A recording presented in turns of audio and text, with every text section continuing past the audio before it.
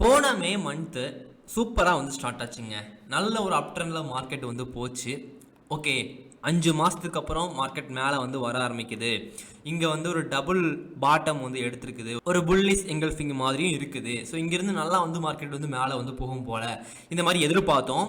அதே மாதிரி தான் ஸ்டார்ட் பண்ணாங்க. ஸ்டார்டிங்கில் சூப்பராக இருந்துச்சு. ஆப்ஷன் பையிங்காக இருக்கட்டும், செல்லிங்காக இருக்கட்டும், ஸ்டாக்காக இருக்கட்டும், எல்லாமே நல்லா ரெக்கவரி ஆச்சு. அதுக்கப்புறம் இந்த கடைசி 10 நாள் இருக்கு இல்லையா, மேலே போயிட்டு அப்படியே ஃபுல்லாக கீழே வந்தாங்க. நல்ல ஒரு சைட்வேஸ்லேயும் வந்து போயிட்டாங்க.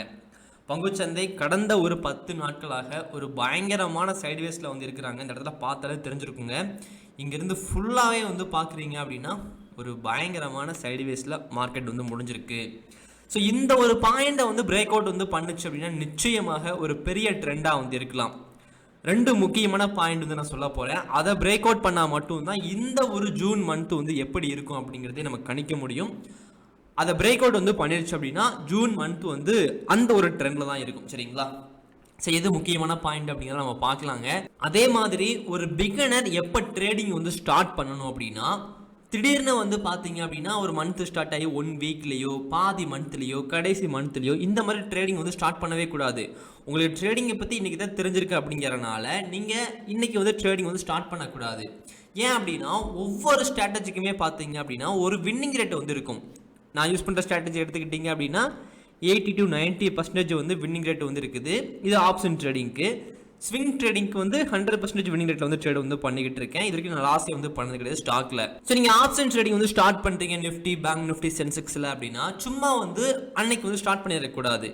ஸோ வின்னிங் ரேட் வந்து பார்த்தீங்க அப்படின்னா 70% இருக்குது அப்படிங்கிறனால நீங்கள் பாதி மந்த்தில் ஸ்டார்ட் பண்ணுறீங்க அப்படின்னா ஃபர்ஸ்ட் இந்த ஸ்டார்டிங் இருக்கு இல்லையா பாதி மந்த், அதில் வந்து ப்ராஃபிட் வந்து கொடுத்துருக்கோம். இப்போ நீங்கள் ட்ரேடிங்கில் வந்திருக்கீங்க இல்லையா, இந்த பாதி மந்த் பார்த்தீங்க அப்படின்னா லாஸ் கூட வந்து கொடுக்கலாம். ஸோ நீங்கள் எப்போ ஸ்டார்ட் பண்ணணும் அப்படின்னா ஒரு மந்த் ஸ்டார்ட் ஆகும்போது தான் நீங்களும் ட்ரேடிங் வந்து ஸ்டார்ட் பண்ணணும். இது நிறைய பேருக்கு வந்து தெரியாமல் இருக்குது. ஒரு சின்ன விஷயம்தான், ஆனால் இதை பற்றி தெரியாது அப்படிங்கிறனால, அடிப்படை வந்து தெரியாது அப்படிங்கிறனால நிறைய பேர் வந்து இதனாலையும் லாஸ் வந்து பண்ணுறாங்க. ட்ரேடிங்கே வேஸ்ட்டு, லாஸ் தான் வருது, இந்த மாதிரி வந்து சொல்லிட்டு போயிடுறாங்க. ஆனால் பங்குச்சந்தையில் வந்து இந்த வின்னிங் ரேட் வந்து ரொம்ப ரொம்ப முக்கியங்க.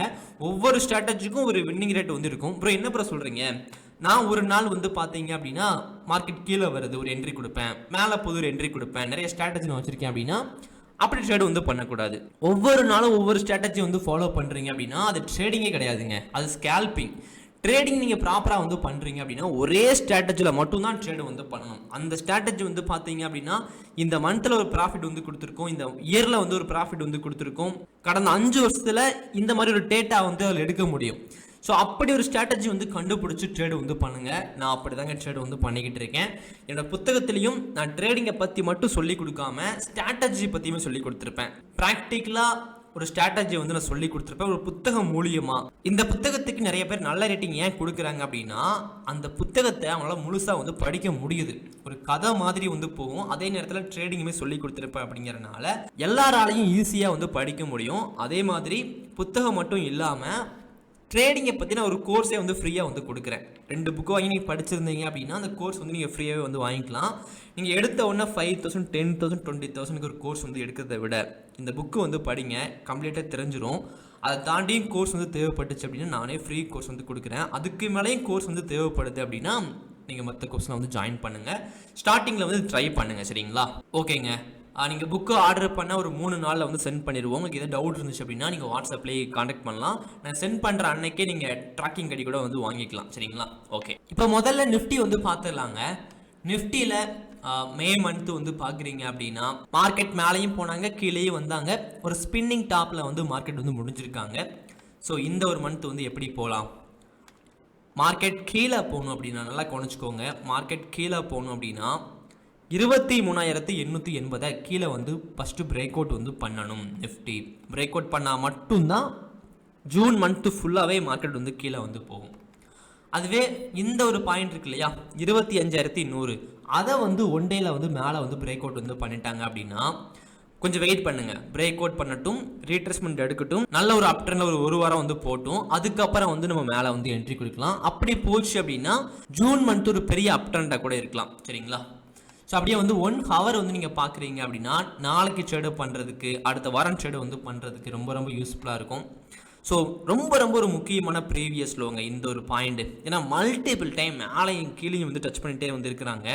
ஸோ 24,670 இருக்கு இல்லையா, இதை வந்து கீழே வந்து பிரேக் அவுட் வந்து பண்ணுறாங்க அப்படின்னா 1 ஹவரில் நிஃப்டி வந்து ஒரு வாரம் கூட கீழே வர்றதுக்கான வாய்ப்பு இருக்குது இந்த இடத்துல.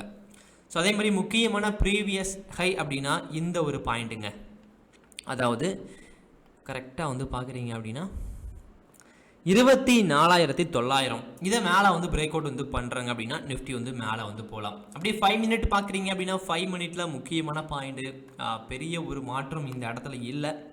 ஏன்னா இந்த இடத்துல ஃபுல்லாகவே ஒரு 4-5 நாட்களாக சைடுவேஸில் வந்து போயிட்டாங்க. அப்படிங்கிறனால இதை உடச்சிட்டு மேலேயோ கீழேயோ போனால் மட்டும்தாங்க நம்ம இன்ட்ராடே ட்ரேடிங்கே வந்து பண்ண முடியும். சரிங்களா?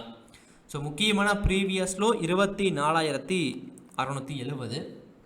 முக்கியமான ப்ரீவியஸ் கை நிஃப்டியில் கொஞ்சம் மாற்றி கொடுக்கலாம். ஏன்னா 5 மினிட் தானே, நம்ம ஒரு நாளைக்கு ஒரு ட்ரேடு தானே பண்ண போகிறோம். அப்படிங்கிறனால 24,820 நாளைக்கு இந்த இடத்துல எங்கேயாச்சும் ஓப்பன் ஆகிட்டு மேலே வந்து பிரேக் அவுட் வந்து பண்ணுறாங்க அப்படின்னா நிஃப்டி வந்து மேலே வந்து போகலாம்.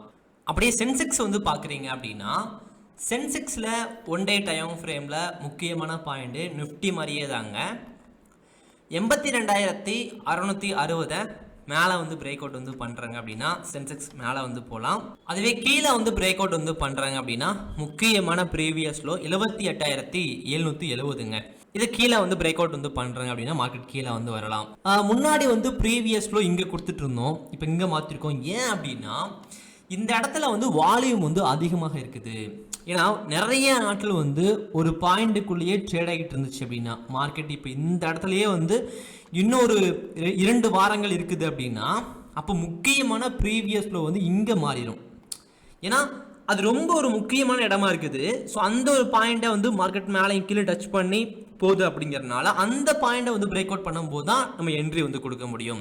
ஸோ இப்படி வந்து ப்ரீவியஸில் வந்து மாறிக்கிட்டே இருக்குங்க. நீங்கள் திரும்ப திரும்ப வந்து வரைகிற மாதிரி தான் இருக்கும். சரிங்களா? ஆனால் கஷ்டமான விஷயம் கிடையாது, ரொம்ப ரொம்ப ஈஸி தான். ஓகே, இப்போ 1 டேயில் வந்து பார்த்தாச்சு. அப்படியே வந்து 1 ஹவரில் வந்து நம்ம பார்த்துடலாம். 1 ஹவரில் முக்கியமான ப்ரீவியஸ் ஹை வந்து பார்க்குறீங்க அப்படின்னா இந்த ஒரு ப்ரீவியஸ் ஹை, அதாவதுங்க கரெக்டாக வந்து 81,840ங்க. இதை மேலே வந்து பிரேக் அவுட் வந்து பண்ணுறாங்க அப்படின்னா சென்செக்ஸ் மேலே வந்து போகலாம். அதுவே கீழே வந்து பிரேக் அவுட் வந்து பண்ணுறாங்க அப்படின்னா 81,100 இதை கீழே வந்து பிரேக் அவுட் வந்து பண்ணும்போது சென்செக்ஸ் கீழே வந்து வரலாம்.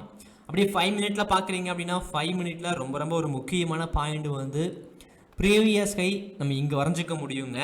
81,590 மேலே வந்து பிரேக் அவுட் வந்து பண்ணுறாங்கன்னா மார்க்கெட் மேலே வந்து போகலாம். அதுவே கீழே வந்து பிரேக் அவுட் வந்து பண்ணுறாங்க அப்படின்னா 81,100 வந்து கீழே வந்து பிரேக் அவுட் வந்து பண்ணுறாங்கன்னா மார்க்கெட் கீழே வந்து வரலாம். அப்படியே பேங்க் நிஃப்டி வந்து பார்த்துடலாம். பேங்க் நிஃப்டியில் 1 டே டைம் ஃப்ரேமில் முக்கியமான பாயிண்ட் வந்து, ஏன்னா பேங்க் நிஃப்டி வந்து ஆல் டைம் ஹையில் தான் இருக்கிறாங்க ஆல்ரெடி. ஸோ ப்ரீவியஸ் லோ வந்து இந்த இடத்துல நம்ம வரைஞ்சிக்க முடியும். இந்த டோஜ் இருக்கு இல்லையா, இங்கேயும் நம்ம வரைய முடியும். 53,550 கீழே வந்து பிரேக் அவுட் வந்து பண்ணுறேன்னா மார்க்கெட் கீழே வந்து வரலாம். அதுவே மேலே வந்து பிரேக் அவுட் வந்து பண்ணுறாங்க அப்படின்னா 55,830 மேலே வந்து பிரேக் அவுட் வந்து பண்ணுறாங்கன்னா பேங்க் நிஃப்டி மேலே வந்து போகலாம். 1 ஹவரில் நீங்கள் பார்க்குறீங்க அப்படின்னா 1 ஹவரில் 55,830 மேலே வந்து பிரேக் அவுட் வந்து பண்ணுறேன்னா மார்க்கெட் மேலே வந்து போகலாம். அதுவே கீழே வந்து பிரேக் அவுட் வந்து பண்ணுறாங்க அப்படின்னா இந்த ஒரு 55,070 கீழே வந்து பிரேக் அவுட் வந்து பண்ணுறாங்க அப்படின்னா பேங்க் நிஃப்டி கீழே வந்து வரலாம். 5 மினிட்ல பார்க்குறீங்க அப்படின்னா 5 மினிட்ல ரொம்ப ரொம்ப முக்கியமான ஒரு பாயிண்ட் வந்து ரொம்ப பக்கமாக தான் இங்கே இருக்குது. 55,830 மேலே வந்து பிரேக் அவுட் வந்து பண்ணுறேன்னா மார்க்கெட் மேலே வந்து போகலாம். அதே கீழே வந்து பிரேக் அவுட் வந்து பண்ணுறேன்னா ப்ரீவியஸ் லோ 5 மினிட்ல இன்ட்ராடே ட்ரேடிங்க்கு 55,370 கீழே வந்து பிரேக் அவுட் வந்து பண்ணுறேன்னா பேங்க் நிஃப்டி கீழே வந்து வரலாம். ரொம்ப ரொம்ப கவனமாக சேஃபாக வந்து ட்ரேடு வந்து பண்ணுங்க. நான் நியூஸ் வச்சுலாம் ட்ரேடு வந்து பண்ணுறது கிடையாதுங்க. ஏன் அப்படின்னா ஒரு நியூஸ் வர்றதுக்கு முன்னாடியே டெக்னிக்கலாக அங்கே கீழே போக போதா மேலே போக போதா அப்படிங்கிறது நடந்திருக்கு.